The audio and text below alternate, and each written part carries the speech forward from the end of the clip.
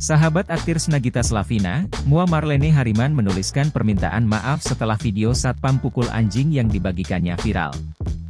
Belakangan kasus petugas keamanan, satpam, pusat perbelanjaan yang kedapatan memukul anjing viral di jagat maya. Kabarnya satpam bernama Nasarius tersebut pun kini telah dipecat setelah aksinya memukul anjing viral. Marlene Hariman dan aktor Robby Purba menjadi dua sosok yang dihujat warganet setelah video satpam pukul anjing itu viral.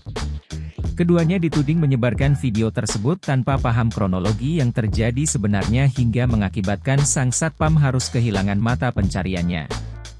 Mendapati dirinya menjadi bulan-bulanan warganet, Marlene Hariman pun menyusul Robby Purba untuk meminta maaf atas kegaduhan yang terjadi. Lewat unggahan di Instagram pribadinya Marlene Hariman, sahabat Nagita Slavina itu menuliskan permintaan maaf. Dari lubuk hatinya yang paling dalam, wanita yang berprofesi sebagai makeup artist alias Mua itu meminta maaf atas unggahannya yang kini menyebabkan kegaduhan itu. Ia mengakui aksinya itu salah lantaran tidak menanyakan kronologi yang terjadi sebenarnya pada pihak-pihak terkait. Download Tribun X sekarang, menghadirkan lokal menjadi Indonesia.